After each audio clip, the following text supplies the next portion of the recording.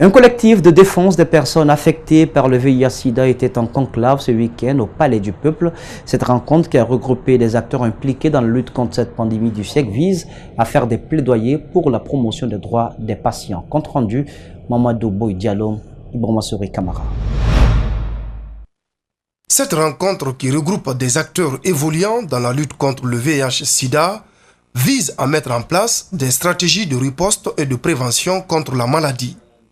Le collectif associatif conseille la sensibilisation couplée au dépistage. La connaissance du statut, passe ultime pour jouir de son droit et au droit à la connaissance de sa charge virale, critère incontesté pour évaluer la qualité du traitement reçu.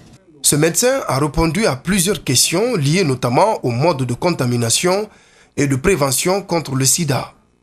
Des échanges fructueux qui ont permis à chacun d'être outillé sur comment se protéger contre la maladie. Le traitement ARV devient un véritable moyen de prévention.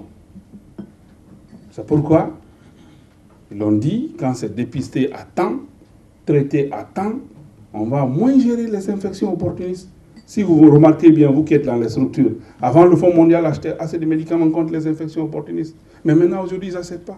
L'ONG Soltis évolue depuis près de 10 ans aux côtés du ministère de la Santé dans le cadre de la lutte contre la maladie. Sa représentante promet d'accompagner les initiatives visant à éradiquer le sida. Pour améliorer et pour accéder à cette qualité sur toute la chaîne de la riposte nationale face au VIH. Cette journée de plaidoyer pour la promotion des droits des patients sera élargie à d'autres créneaux. Objectif, sensibiliser et organiser des moyens de lutte contre le sida. Et dans le même sillage, l'associatif guinéen, en partenariat avec Médecins sans frontières, a organisé un semi-marathon ce week-end à Conakry. Le but de cette activité sportive est de sensibiliser les jeunes sur le VIH-Sida. Le thème retenu pour ce marathon est « Pour une génération sans VIH ». Les images d'Anissé Kamara sont commentées par Idrissa Barry. C'est ici, au carrefour de l'hôpital Donka, que le coup d'envoi de ce semi-marathon a été lancé. Les participants ont fait le tour du Palais du Peuple avant de rejoindre le siège de Médecins sans frontières à Koléa, point d'arrivée. Ce sont plusieurs organisations qui œuvrent dans la sensibilisation pour le dépistage qui ont pris part à cette cérémonie sportive. On ne peut rien dire ici qu'on n'a déjà pas entendu. Donc, c'est les actions qu'il faut mener sur le terrain dans la lutte contre le VIH désormais. La parole, on en a largement dit. Donc je pense qu'aujourd'hui, toutes les organisations qui se sont jointes à nous vont se joindre à nous davantage dans la lutte contre le VIH. C'est pourquoi vous avez vu, l'associatif MSF s'engage pour une génération sans sida.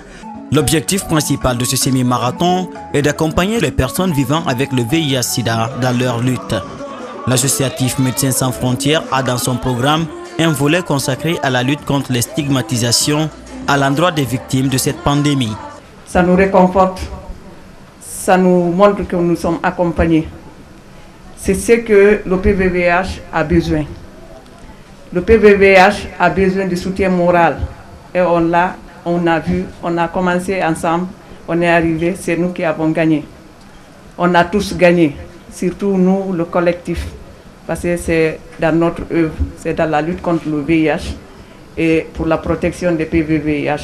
Les vainqueurs de la course ont été récompensés par la mission de Médecins sans frontières tout en invitant à poursuivre les efforts de sensibilisation afin de vaincre la maladie. L'Université catholique de l'Afrique de l'Ouest vient de mettre plusieurs jeunes diplômés sur le marché de l'emploi. C'était ce week-end dans la commune de Matam. Cette cérémonie coïncide avec le 10e anniversaire de la création de cet établissement. Pour la circonstance, parents, amis et proches sont venus soutenir les récipiendaires en cette période de joie. Marim Fodé Kamara, Ibrahima Souma pour le compte-rendu. Ils sont plus de 100 étudiants à être diplômés dans plusieurs filières comme la philosophie, la communication, l'économie-gestion et la théologie. Ces jeunes devront désormais compétir sur le marché de l'emploi. C'est une nouvelle étape de leur vie qui commence. C'est pourquoi leur porte-parole les invite à emboîter les pas des aînés. Ces années à l'université furent intenses, non seulement en apprentissage, mais aussi, bien sûr, en émotions fortes. en rencontre et dans cette ambiance de stress et de compétitivité, de travail et d'effort, au lieu de jouer la carte du chacun pour soi, nous nous sommes serrés les coudes, nous sommes restés solidaires.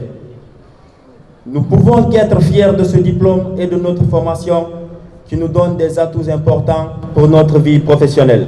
Cette cérémonie de remise de diplôme coïncide avec les 10 ans de la création de l'établissement.